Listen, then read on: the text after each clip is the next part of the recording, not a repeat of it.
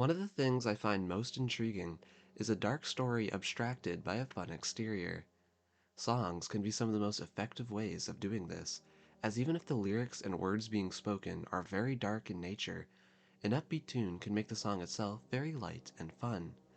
A prime example is The Christmas Kids, a song released by Roar in 2010. Without context, this song is simply enjoyable, but as soon as you dig into the backstory to the lyrics, it becomes incredibly dark.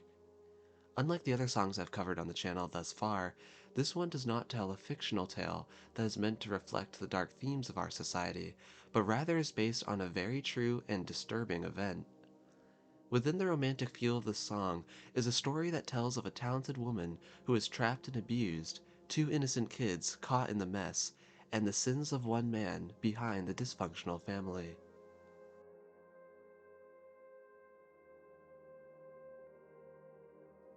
The first verse to the song reads, "Ronette, my dear, don't ever disappear. Do what you want as long as you stay near." From this one line, there are already three key elements of context that need to be discussed: who Ronette is, whose perspective the song is told from, and the implications of the lines about keeping her near. Ronette is referring to Ronnie Spector, who co-founded and fronted the girl music group called the Ronettes, consisting of her older sister, her cousin, and herself. The group was formed in the late 1950s, being signed on to music producer Phil Spector's Phillies record label in 1963. Most of their recording output was produced through him, and they made a string of hits in the 1960s, Be My Baby and Baby I Love You being some notable songs from this time era. On the subject of who is narrating the song, it is the man we just previously mentioned, Ronnie's producer, Phil Spector. Phil Spector was a music producer who was known for his innovative wall of sound production technique that was popular in the 1960s. Spector blended conventional teen romance sentiments with orchestral arrangements of immense scale and power, and what he described as little symphonies for the kids. Ronnie and Phil would get far more involved than just singer and producer, and the two would go on to get married in 1968. This is what causes the song to have that romantic kind of feel to it, the next two lines literally being, "I need you now, I love you so much, more than you could know." However, this song is by no means detailing a sweet love story. As mentioned earlier, the song opens right up with "Don't ever disappear," and the notion that Ronnie has to stay near. These are referring to the tumultuous relationship the Spectors actually had, the main problem stemming from Phil's strange obsession with keeping Ronnie trapped within the house.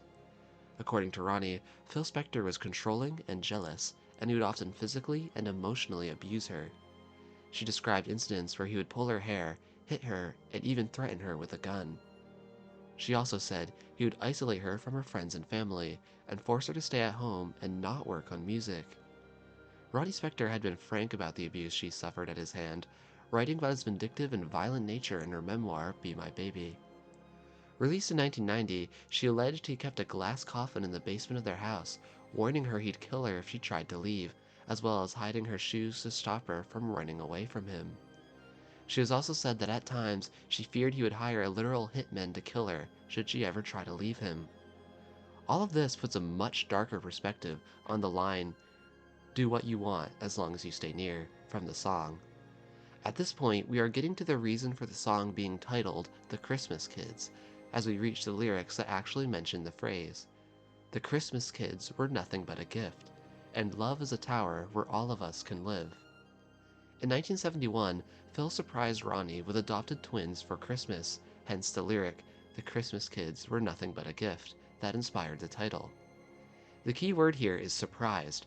Ronnie had no idea that Phil was going to just drop two adopted children on her, which is an utterly bizarre thing for a husband to do. The warped gesture is construed as a way for Phil to further isolate and control Ronnie, adopting these two children as a Christmas gift in a gambit to tie her to him and the mansion he kept her trapped in. Obviously, what Ronnie is suffering at the hands of Phil has been terrible, but I feel especially bad for these kids that were brought into this. They obviously already couldn't be raised by their biological parents, and have now been dragged into a psychotic music producer's scheme to keep his wife trapped in a cycle of abuse. Spector's sons Gary and Dante both later stated that their father kept them captive as children, and Dante described himself as coming from a very sick, twisted, and dysfunctional family. The next few lines of the song are centered around the theme of Ronnie attempting to escape. You'll change your name or change your mind, and leave this effed up place behind, but I'll know. The phrase I'll know is repeated many times, and is especially haunting when considering the full context of the song. It really simulates this feeling of being utterly trapped and afraid to escape, for fear that your captor will find you. After some music, we get the line, appearing unsightly with devils inside me, followed by a repetition of the phrase, if you ever try to leave me, I'll find you, Ronnie. These lines just further illustrate the picture of Phil's depravity and Ronnie's feelings of helplessness. It's at this point the song switches gears, and the lyrics are meant to be from the perspective of Ronnie herself. I'm leaving, Phil. I'm leaving now. I'm going to escape, but you won't know how, or where to find me when I'm gone. I'll drink myself to death inside this prison cell. Starting around the time she got involved with Phil, she developed a bad drinking habit, which occasionally had her on the brink of run-ins with alcohol poisoning. There were rumors that she would purposely try to give herself alcohol poisoning by over-drinking just to get out of the mansion that Phil had turned into her personal prison. Eventually, Ronnie along with her mother formed an escape plan, and despite her shoes having been taken by Phil as yet another tactic to keep her confined to the house, she escaped through a broken window and ran barefoot away from the mansion. Soon after, the two of them successfully got a divorce in 1974, but Ronnie surrendered all future recording earnings and custody of the children, which she alleged was because he threatened to hire a hitman to kill her otherwise. The song then concludes with a few repetitions of "So get me out of here," before returning to the repeating of "I'll know." After gathering all the backstory and context for the lyrics of the song, it sounds a lot more haunting than upon an initial listen. That was by design, as Owen Evans, the man who formed Roar, once commented on the subject, saying how the saccharine nature of 1960s pop music has easily digestible beats and cheery lyrics that often disguise the more sinister truths behind the recordings. Christmas Kids might sound like a waltzy romantic tune, but it recounts the horrific abuse Ronnie Spector endured while in a relationship with Phil Spector. Well, that's the end of the story the song tells. It obviously isn't the end of the people we've discussed, and it's only fitting to explore what became of Ronnie and Phil, and where the Christmas Kids themselves ended up. Somewhat unsurprisingly, due to the abusive and violent tendencies towards women we've already seen out of Phil Spector, he was charged with murder when actress Lana Clarkson was fatally shot in his home. Her body was found slumped in a chair with a single gunshot wound to her mouth. Phil was soon declared guilty of second-degree murder by a jury and was sentenced to 19 years in prison in 2009. His health began to deteriorate, and he was transferred to a prison-run medical facility before eventually dying of COVID-19 complications in 2021. I don't wish death on even the worst of us, but it does feel karmic that Phil has such a less than elegant end after everything he put Ronnie and the kids through, as well as murdering poor Lana. Ronnie herself was determined to overcome her past with Phil, and she went on to rebuild her career and experience significant success as a solo artist. She, of course, wrote her memoir as mentioned earlier and told her story. Unfortunately, come 2022, after a battle with cancer, Ronnie would pass away. The two adopted kids are the only current survivors from the story the song tells. Gary has gone on to get married and live happily with his wife, Julia Spector, while Louis lives in California and has said that he is working on a memoir of his own.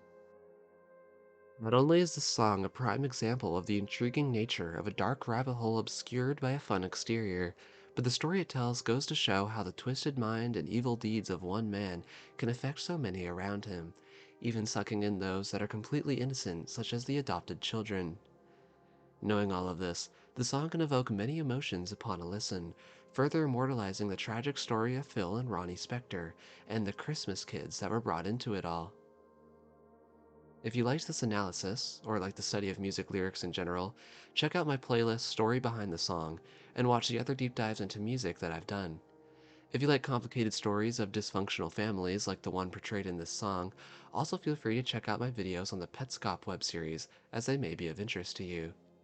As for now, subscribe and like if you enjoyed, and as always, leave your thoughts and theories in the comments below, and until next time, it's been Playmaster.